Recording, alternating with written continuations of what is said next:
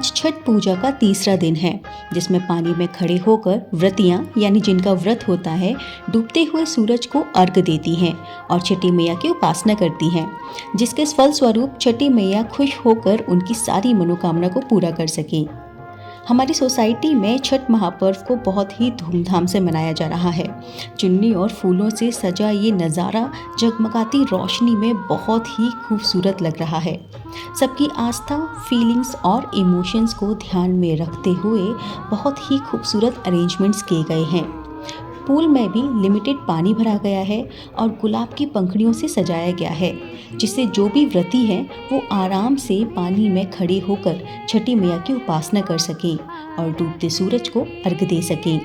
Band बाजों के साथ अपने अपने घर से परिवार के साथ आई ये सभी व्रतियाँ बहुत खूबसूरत लग रही हैं। छठी मैया की कृपा से उनके चेहरे पर ना जो तेज है उससे लगता ही नहीं है कि इन्होंने 36 घंटे का निर्जल व्रत रखा हुआ है। तो चलिए सबसे पहले बात कर लेते हैं कि ये छठ महापर्व है क्या। छठ पूजा हमारे देश के मुख्य पर्वों में से एक है। इस त्यौहार पर छठी मैया और सूर्यदेव की पूजा की जाती है। इस दौरान पूरे 36 घंटे का निर्जल व्रत भी रखा जाता है। कार्तिक मास की चतुर्थी तिथि को पहले दिन नहाए खाए, दूसरे दिन खरना, तीसरे दिन डूबते सूर्य और चौथे दिन उगते सूरज को अर्घ देकर इस व्रत का समापन किया जाता है। ये तो हम सब जानते हैं कि दिवाली 5 दिन का त्यौहार है, जो धनतेरस से शुरू होकर भाई दूज तक रहता है। बस उसके बाद ही छठ पूजा आ जाती है और उसकी तैयारियां शुरू हो जाती हैं। छठ का त्यौहार पूरे भारतवर्ष में मनाया जाता है। पहले तो छठ को केवल बिहार, झारखंड और उत्तर भारत में ही मनाया जाता था, लेकिन अब धीरे धीरे पूरे देश ने इसके महत्व को स्वीकार कर लिया है। इस पूजा के लिए 4 दिन बहुत महत्वपूर्ण होते हैं: नहाए खाए, खरना, सांझा अर्घ और सूर्योदय अर्घ। छठ की पूजा में गन्ना, जल, डाला और सूप आदि का प्रयोग किया जाता है। कहते हैं जो लोग भगवान सूर्य और छठी मैया की आराधना करते हैं, उनकी संतानों की छठी मैया रक्षा करती हैं। भगवान की शक्ति से ही 4 दिन का ये कठिन व्रत संपन्न हो पाता है।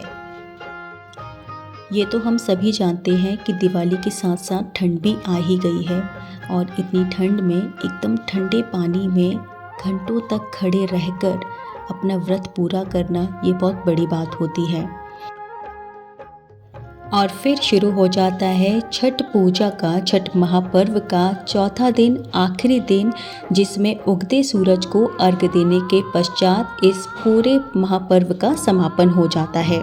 और इसमें भी फिर से गाजे बाजों के साथ सभी महिलाएं जिन्होंने व्रत रखे थे वो अपने अपने पूजा स्थल पर फिर दोबारा आई और उसके बाद जिस तरह उन्होंने संध्या में पूजा की थी उसी तरह बैठकर पूजा की और उसके बाद फिर देर तक पानी में खड़े रहकर सूर्यदेव का इंतज़ार किया, सूर्यदेव की पूजा की और उसके बाद अपने व्रत का समापन किया।